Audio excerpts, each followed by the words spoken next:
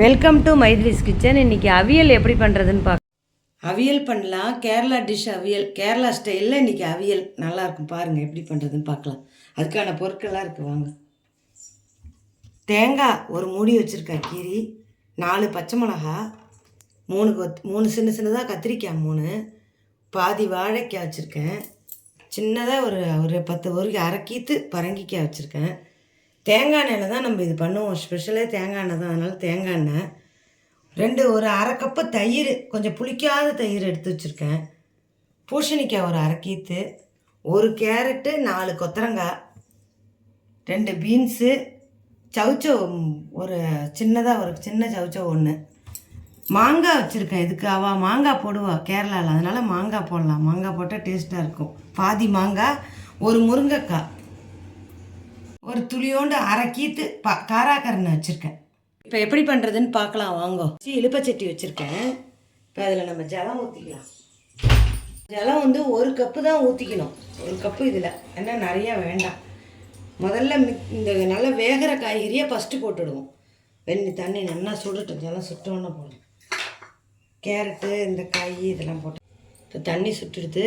முதல்ல இதை போடுறது, இதுதான் வேகிறதுக்கு லேட்டாகும். இதை போடுறோம் ஃபஸ்ட்டு. இப்போ கேரட் போட்டுறேன், எல்லாம் அலம்பி நறுக்கி வச்சுட்டேன். கொத்தரங்காய் போடுறேன், சவுச்சவ், இது பீன்ஸு, இதெல்லாம் நல்லா வேகிறதுக்கு லேட்டாகும். ஒரு 5 நிமிஷம் வேகட்டும், அப்புறம் நம்ம எல்லாத்தையுமே போட்டுக்கலாம். மூடி வைக்கிறேன்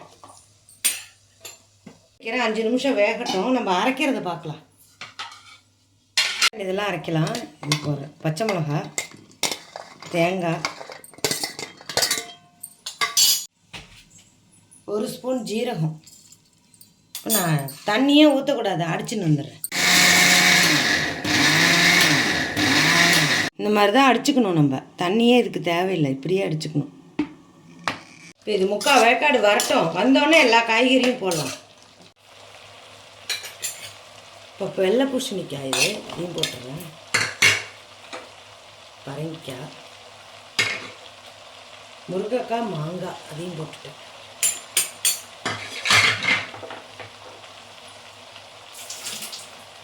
வாழைக்காய்,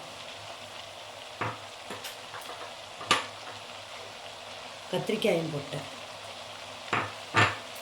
போட்டு 1/2 ஸ்பூன் மஞ்சள் பொடி போட்டேன். நல்லா கிளறி விட்டு மூடி வச்சேன். வெந்துடும், தண்ணியே ஊற்ற வேணும், தண்ணி கம்மியாகவே இருக்கட்டும். இது வாரத்தில் 1 நாள் பண்ணி சாப்பிட்லாம். அடை பண்ணுற அன்றைக்கி பண்ணலாம், கண்டிப்பாக நல்லாயிருக்கும். இப்போ எல்லா காய்கறி இருக்குது, குழந்தைகளுக்கு ரொம்ப நல்லது, எல்லோரும் சாப்பிட்லாம். மாங்காய் போட்டதுனால அது ஒரு தனி ருசியாக இருக்கும். நம்ம மாங்காய் போட மாட்டோம், இந்த கேரளாவில் மாங்காய் போடுவா. இது வேகட்டும், கொஞ்சம் நேரம் கழிச்சு பாருங்கள். இந்த அளவுக்கு நல்லா வெந்திருக்கு பாருங்க. உப்பு போடுறேன், இந்த பாருங்க, இந்த அளவுக்கு நல்லா வெந்திருக்கும். எல்லாம் கையை நோக்கி பாருங்க, இந்த பாருங்க நல்லா வெந்திருக்கு. இந்த பாருங்க, இந்த அளவுக்கு நல்லா போடும், நல்லா வெந்திருத்து. இந்த அரைச்ச தேங்காயை போடுறேன், அரைச்சி வச்சுருக்கேன். பாருங்க, இப்படி தான் இருக்கணும். கேரளா அவியல்னால் இப்படி தான் இருக்கணும். தயிர் நம்ம ஆறின வேட்டி ஊற்றிக்கலாம். பச்சை தேங்காய் எண்ணெய் ஊற்றுறேன் இதில். தாளிக்க வேணாம், அவங்க தாளிக்க மாட்டாங்க, தாளிக்கவே கூடாது. இப்படி தான் இருக்கணும், பச்சை தேங்காய் எண்ணெய்.